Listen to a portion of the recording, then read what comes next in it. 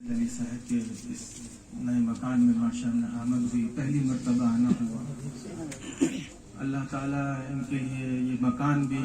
اور آج کا یہ موقع بھی مبارک فرمائے کہ اپنے والد محترم مشفق مہربان اور بزرگوں کی، ہمارے شیوخ حضرات کی بے پناہ محبت رکھنے والے جناب حضرت مولانا سید ساجد صاحب رحمہ اللہ کی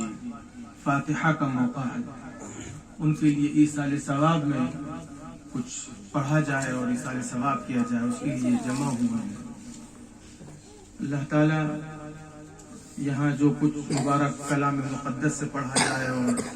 نعتیہ کلام ہو، جو کچھ نصائح کے کلمات ہوں، اللہ ان کو قبولیت کا درجہ عطا فرمائے، آمین۔ اور اس سعی میں جو بھی قبولیت اللہ کی بارگاہ میں ہو، اس اجر میں اللہ تعالی ہمارے برادر طریقت محب جناب مولانا سید ساجد صاحب کو شریک فرمائے، آمین۔ ان کے حق میں قبول فرمائے، کیونکہ انہی کی وہ محنت اور کاوش رہی۔ اس وقت کم از کم جو لوگ، جو صاحبان یہاں پر موجود ہیں، وہ ان کی اس محبت کے ساتھ اور ان کی اس محنت کے ساتھ جو ان کو اپنے حضرات بزرگ شیوخ حضرات سے رہی، اس نسبت سے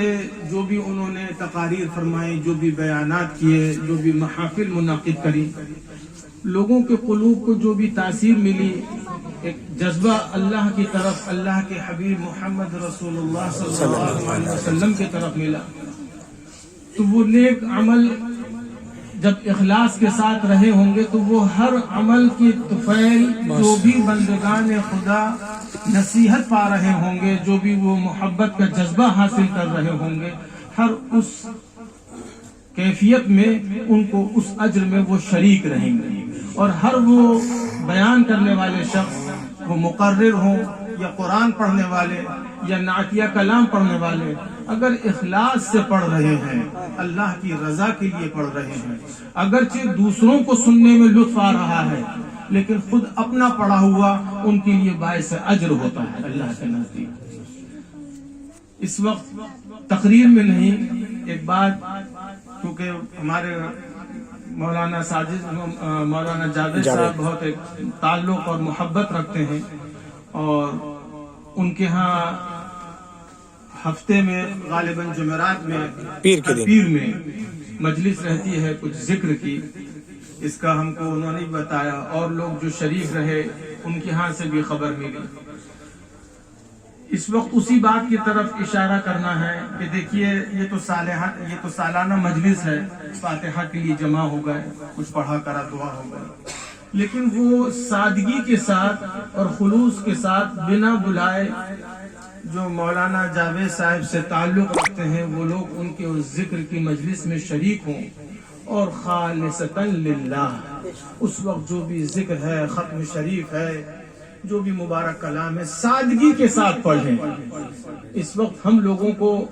جو اشد ضرورت ہے، ہم گناہگاروں کو، امت محمدیہ علی صاحب الصلاۃ والسلام کے امتیوں کو، وہ اس وقت اس کی ضرورت ہے کہ اپنے چھوٹے چھوٹے وہ حلقہ ذکر جو ہیں ان کو پرفیض کریں۔ دیکھیے بزرگوں کی نسبت سے تو ذکر پڑھا جائے گا، اس میں کوئی شک نہیں کہ ہم اگر ختم خواجگان یا ختم دیگر حضرات کا، ختم قادریہ کچھ کلام پڑھ رہے ہیں اور دعا کر رہے ہیں، تو وہ تو نسبت بزرگوں کی تو فعل پڑھ رہے ہیں کہ ان حضرات کے زبان زد وظیفے تھے جو انہوں نے اپنے حلقے میں اپنے خاص لوگوں کو ان کی طلب پر دیے، اور وہ ایک معمول بنا، اور سلسلے کی برکت کے طفیل وہ ہم تک پہنچا، ہمارے بڑے حضرات تک، اور ان سے ہم کو یہ تحفہ ملا۔ تو دراصل ان بڑے حضرات اکابر کا وظیفہ اگر ہم آج ادا کر رہے ہیں، اس کی وجہ یہ ہے کہ بیچ میں جو حضرات گزرے ہیں انہوں نے جس محبت اور ادب کے ساتھ ان وظیفوں کا معمول رکھا، اور ہم کو ہماری وہ شخصیات، بزرگ شخصیات جو ہمارے سامنے تھی، جن کی بزرگی کا اثر ہمارے قلب پر ہوا، ہم دراصل ان حضرات کی طفیل ان بڑے حضرات سے وابستگی رکھے ہوئے ہیں۔ اگر ان حضرات کے معمول اس طریقے پہ نہ ہوتے اور ان کے وظائف کا وہ طریقہ ہمیں نہ معلوم ہوتا، ان کے طریقہ پڑھنے کا، تو ہمارے دل پر وہ اثر نہ کھلتا۔ جس احترام سے اور جس سکون اور طمانینت سے ادب سے انہوں نے وظیفے پڑھنے کا معمول رکھا، چاہے کم رکھا، لیکن جب ادا کرا تو بڑے اہتمام اور سکون اور طمانینت سے وقار سے پڑھا. اور اس وقت معلوم ہوتا تھا کہ جیسے دنیا کے اور کام سب ان کے لیے ہیچ ہو گئے، نیچے ہو گئے ہیں. اب اس وظیفے کو جب پڑھ رہے ہیں تو پوری یکسوئی کے ساتھ وہ پڑھ رہے ہوتے ہیں. یہی ان کی وہ تاثیر کہ ان کا جلال، ان کا مزاج وہ اور وقتوں میں کچھ اور نظر آتا تھا، لیکن جب وہ اپنے بزرگوں کے وظیفے میں بیٹھتے تھے تو کچھ اور ہو چکے ہوتے. وہی وہ تاثیر ہے جو قلوب پر اثر کرتی ہے. کلمات تو بہت کچھ مبارک ہیں، لیکن ان کلمات کو ہم کس نسبت سے پڑھ رہے ہیں اور کس کی تلقین سے پڑھ رہے ہیں، اس کو اگر محفوظ رکھنا ہے، آج ہم کو اگر محفوظ رکھنا ہے، کتابوں میں تو محفوظ ہے، لکھا ہوا ہے، لیکن تاثیر کو محفوظ رکھنا ہے تو آپ کو اور ہم کو اپنے احوال، اپنی فکر، اپنی نگاہ، اپنی نیت کو درست کر کے رکھنا ہوگا. اگر یہاں ہم بگڑے تو وہ تاثیر سب بگڑ جائے گی. کتابوں میں بہت کچھ لکھا ہوا ملے گا آپ کو، لیکن اس کا مزہ اور سکون اور طمانینت نہیں پا سکیں گے. مجلس ہم کرتے ہیں، مجلس میں ذرا جوش و خروش ہوتا ہے، کسی نے